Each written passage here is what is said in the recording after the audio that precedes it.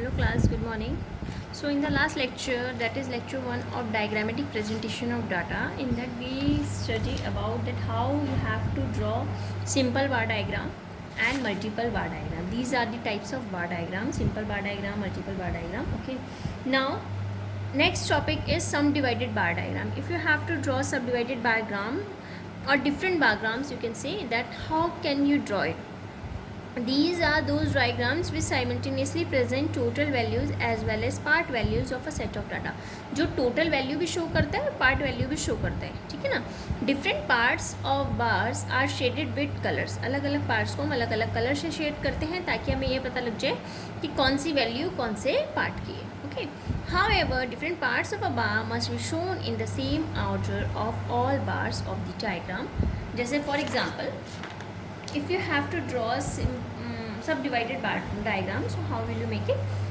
Question is given, the following table shows production of electricity from different sources in India during 2010 to 11 to 2013 to 14. Okay, present the data in a subdivided bar diagram. So how will you draw it?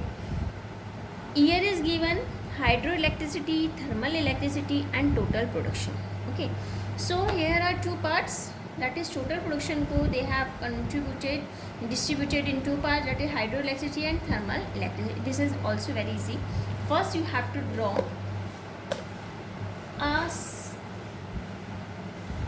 x axis जैसे आप लोगों ने simple बार diagram में बनाई है, ठीक है. तो मैंने ये x एक्सिस और y एक्सिस बना रही हूँ.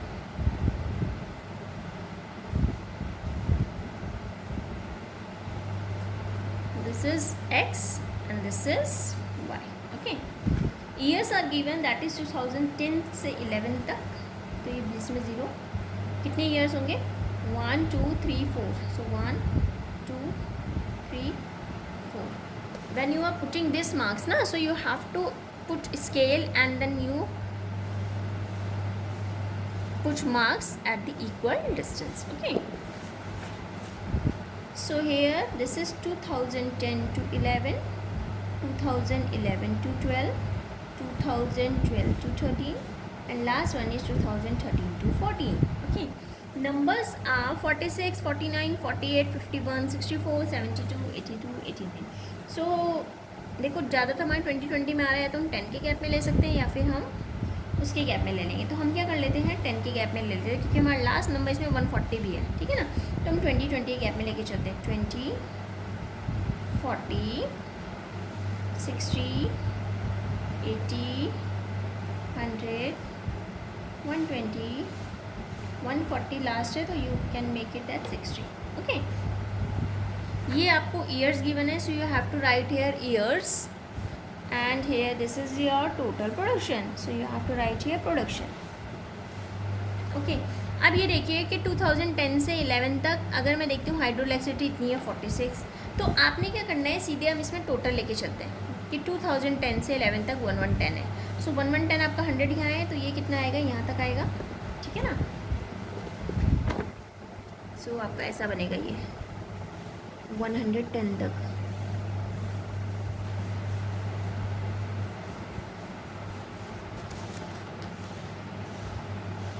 ये हो गया आपका total production, that is 110. Okay, so you have to write here 110. Now out of 110 64 is thermal and hydroelectricity 46. तो मैं क्या करती हूँ ऊपर से मार्क करने के बजाय नीचे से अगर बेस से मार्क करेंगे दैट इज़ मच ईजी. तो हम क्या करेंगे 46 यहाँ से मेजर करेंगे, 40 यहाँ है, 50 यहाँ होगा तो उससे थोड़ा नीचे, दैट इज़ ये क्या होगा हमारा 46. तो मैं यहाँ पे लिख देती हूँ 46. अब 110 माइनस 46 हमारी बीच की वैल्यू निकल जाएगी, दैट इज़ 64. और देखो दिस इज़ ऑलरेडी गिवन है 64, ठीक है ना.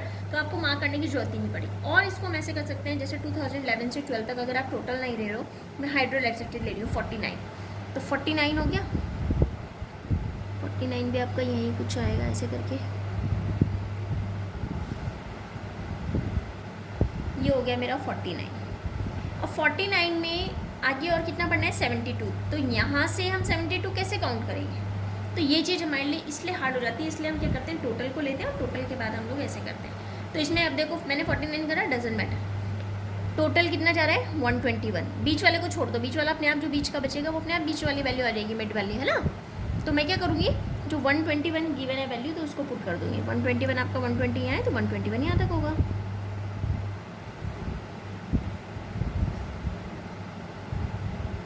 तो ये हो गया 121, तो बीच की जो वैल्यू आई वो कितनी आई 72।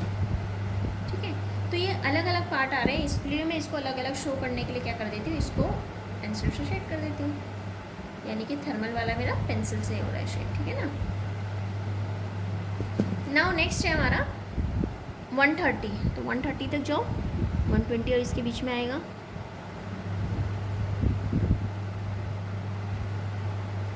आपको ये रजिस्टर में ही करना है, you don't need to make it graph. Okay, 130, इसमें से 48 मेरा क्या है, बेस वाले का है, तो 48 मेरा आएगा यहाँ में। तो ये 48 हो गया, तो बीच वाला कितना हो जाएगा अपने आप ही 82। इसको पेंसिल से शेड कर लो, because we are representing the thermal electricity with the pencil shade. Okay, now next one is 140। 140 मेरा यहाँ पे,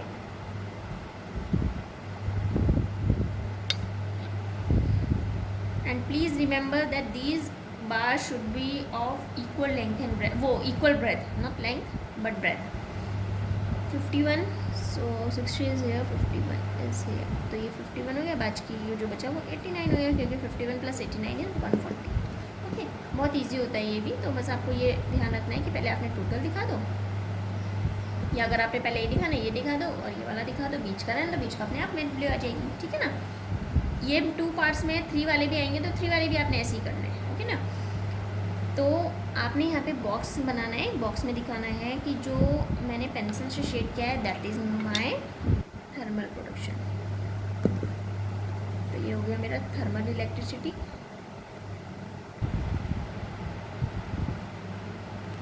and simple box is my hydro electricity. Whenever the question comes from making bar diagrams, so if they are not asking from you that you have to draw a subdivided, multiple or a simple bar diagram, so you have to draw any type of bar diagram as you know, simple बना दो उसमें, that is much easier. लेकिन अगर आपको बोला होगा उसमें कि आपको सब डिवाइडेड ही बनाना है या मल्टीपल ही बनाना है, then you have to draw these diagrams. Okay ना। तो ये हमारा सिंपल बार सब डिवाइडेड बार डायग्राम हो गया। ठीक है, इसके बाद आ जाइए, आप लोगों ने देखा होगा कि पाई डायग्राम होता है, जिसको हम सर्कुलर डायग्राम बोलते हैं। पाई डायग्राम भी बनता है, बहुत से बच्चों को आता होगा बनाना, बहुत से बच्चों को नहीं आता होगा, doesn't matter, I will tell you. So open your next page, that is pie diagram और circular diagram. Pie diagram is a circle divided into various segment showing the percent values of the series, जो percent value को show करता है। This diagram does not show absolute value. Construction of pie diagram involves the following. अब मैं आपको बताती हूँ, इसमें एक तो एब्सोल्यूट वैल्यू नहीं इंक्लूड होती, जिसको कैसे बनता है सिंपल, क्योंकि क्वेश्चन में पूछा रहेगा तो आपको मेन यही पूछा रहेगा क्वेश्चन। डेफिनेशन आएगी, so you can, if you know how to draw it, so you can write definition in your own words also. ठीक है ना। तो आपको देखो क्वेश्चन एक गिवन है, इन 2011 and 12 net domestic product, no, these are the different question, yeah. Following are the data about the market share of 4 brands of the TV. Here are 4 brands of the TV: Samsung, Akai, Onita and Sony. Okay, and unit sold in Haridwar is given, that is 480, 360, 240 and 120. So how will you draw it? First you have to calculate the percent values or the degree, because you have to mention angles also in this. Okay, so how will you do this? You have to write here brands of sets TV. यहाँ पे आपने लिखना है कौन से set sold, कितने set sold हुए हैं, सेल परसेंट कितनी है, और यहाँ पे आएगी एंगल। ठीक है ना। देखो ब्रांड्स हैं आपके पास Samsung, Akai, Onida and last one is Sony. Okay, so set sold are 480, 360, 240 and 120। इनका अगर मैं टोटल चेक करती हूँ तो टोटल कितना हो रहा है, 0, 8 और 2, 10, 10 और 10, 20, 0 to carry 4 5 6 7 8 9 10 11 12. तो 1200 total sets are selling. Okay, sale percent if you have to calculate, so how will you calculate? Sale percent निकालने, अगर हमें परसेंट निकालनी होती है जो वैल्यू होती है अपॉन टोटल इंटू 100, तो ये कैंसिल हुआ, 12 1 12 4 40, तो कितनी आई 40. ऐसे इसका निकालोगे 360 अपॉन 1200 इंटू 100, 12 1 12 3 दैट इज़ 30 40, इसकी 240 अपॉन 1200 इंटू 100 दैट इज़ 20, और लास्ट वाले की 120 अपॉन 1200 इंटू 100 दैट इज़ 10. तो ये हमारी वैल्यू आ गई सेल परसेंट में. If you have to calculate angle, angle निकालने के लिए क्या करना है, this value upon 100 into 360, 30 upon 100 into 360, 20 upon 100 into 360 and 10 upon 100 into 360. Okay, so you have to cut value. ये देखो 0 0 कैंसिल हो गए ना दोनों हर तरह से, तो ये आ जाएगी आपकी 144 degree. This is 108 degree, here 72 degree and here 36 degree. Okay, so these are the angles. Now you have to draw a pie diagram. So how will you draw it?